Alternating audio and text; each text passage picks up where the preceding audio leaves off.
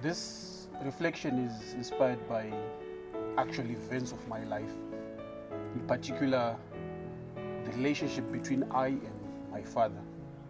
In as much as this could sound more personal and somehow exposing, but I want you to know that I actually have permission from my father to produce this. Growing up, I was without him. I grew up with my mother and relations of my mother. My father was not yet present.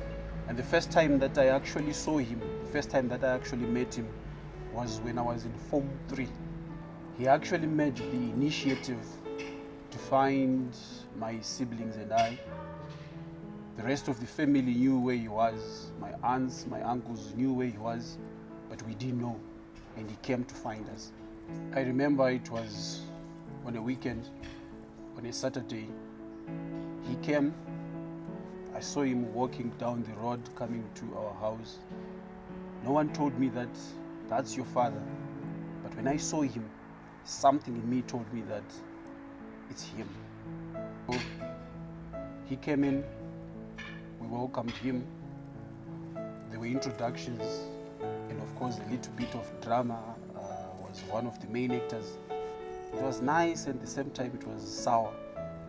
Imagine how weird and awkward it was being introduced to someone as your father. It felt like I'm being introduced to a dentist or something. After a little chat, a little talk with everyone, he spoke to me one-on-one, and he said, I know you have a lot of things to say, but let me speak first. Then he said, I want you to take to heart these two things. Firstly, he said, take me as the prodigal father. And so he explained what he meant by prodigal father. He said, I was lost, I'm found. I was gone, and I'm back. Secondly, he said, I know you may not need me, but I need you. I need a son. I need my children. And when he said that, I felt so emotional. I didn't like what he was saying, because he is a man who's coming into my life, who's my father, coming at an age when I was already old enough to be a father. Many things were said. We had supper.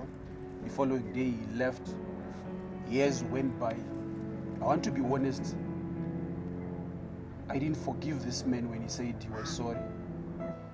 Imagine, this is the man who was responsible for all my misery, for all the shame that I went through my childhood.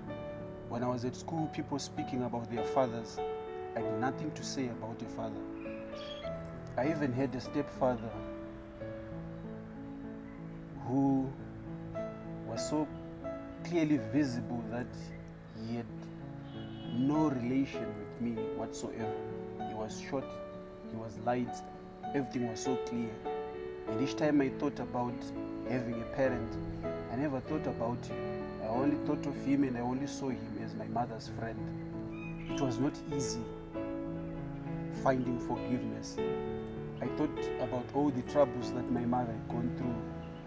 I thought of the times that I needed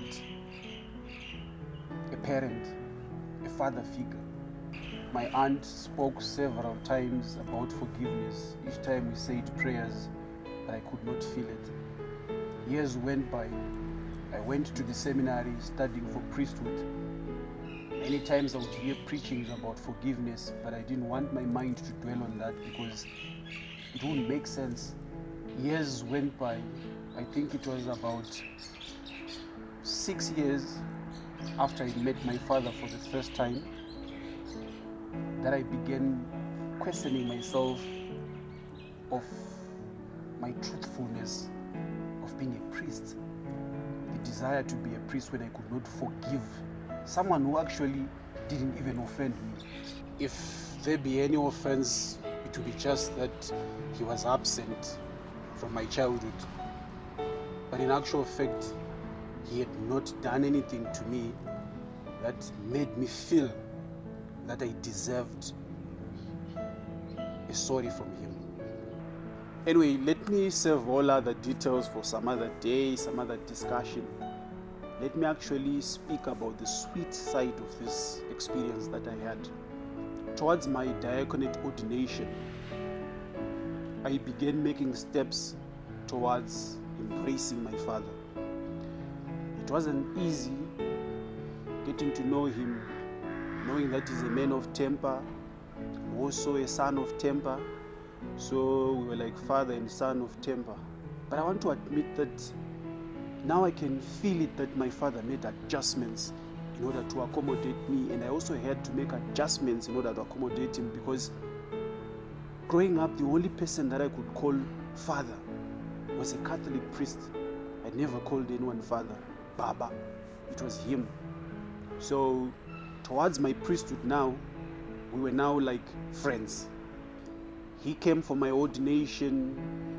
He actually took me to the altar in procession as I was going to be ordained. And I remember how beautiful it was, because even people could see that he is a father. That was the first nice experience that I've had of having a parent, of having a father in life. And this is something that I can give a lot of witnesses and a lot of testimonies to. Things changed in my life. The moment I began embracing him as my father, as my friend, and when we would joke around, I discovered that I began living in happiness. Previously, I had issues with forgiving someone who would offend me. But the moment I accepted my father and began being friends with him, I could find it easy to accept if someone says, I'm sorry. So my life truly changed. And this is a life experience that I wish other people out there could actually know and relate with. Life changed even materially. Anything that I can think of right now that I put my hands on, my thoughts on, my effort on, would come to fruition. I can't say many things now, but I want you to know that the road that led me to forgiveness with my father actually led me to abundance of God's gifts. Secondly, even my spiritual life was nourished, was purified. When I would kneel, when I would sit, when I would stand celebrating Mass, I could actually feel that I owe nothing to anyone. I felt that I wasn't indebted to any shortcomings. And here is the trick, if it should be called a trick. Here are 3 things that I believe led me to this peace of mind. Things that I believe led me to this newness of life. Firstly, if there is anyone who has experiences of parents who divorced, parents who separated, parents who are not in harmony, do not take sides, whether in support of your mother, whether in support of your father. And actually, you would want to agree with me that victims of such issues, divorce issues in families, will be the fathers. Everyone would think that the father was wrong. Sometimes it's our mothers. I'm not saying it was my mother or it was my father. I don't want to even think of it, who could have been wrong. So, never ever take sides. Secondly, yes, one of my angers was that my father was absent. When he came into my life, the second thing that I did was, later on, to lead myself to healing. I never really wanted to feel like he owed me a sorry, a forgiveness. Do not request any of your parents, or even both of them, to make an apology to you. And finally, amongst many other things, you have to put yourself at a position of ministering to your parents.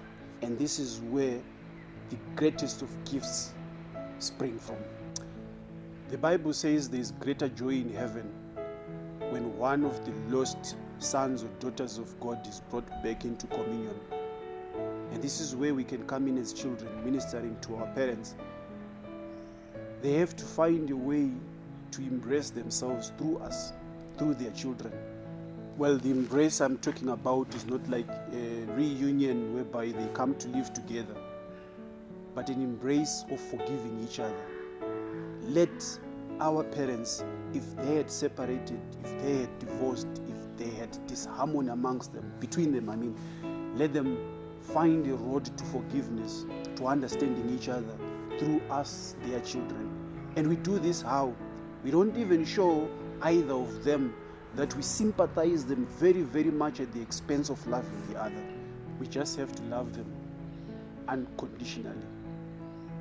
To those out there who might have experienced these hurtful events of life, do not hold a grudge towards your father, towards your mother. Do not even want to make effort to know what actually happened. It was hard for me to forgive my father. But the moment I set my effort, my conscience, and my heart towards forgiveness, things changed. I'm a happy man now. I'm a happy priest. I'm a changed man ever since I forgave and reconciled with my father. Life has been so brand new. And even now when I preach in front of a congregation, I know what I'm talking about. I now know the taste of love. I now know the shape and the color of love. And even when I go into the confession box, when people come to seek confession and reconciliation with God, I understand my words as I speak them out, giving them meaning of the love that God as our Father has for them. I actually understand this. It all came through the new relationship with my Father. And from that day when we hugged, it was on the 27th of June 2015, we have hugged and have ever since. There is power in forgiveness. There is power in love. There is power in reconciliation. To my father, Zex Moyo, I love you. May God bless you. Thank you for allowing me to make this reflection. To all fathers, mothers, daughters, and sons out there who could have been separated by situations of life, when opportunity comes to re-embrace, do so. Life is new when all things are left behind.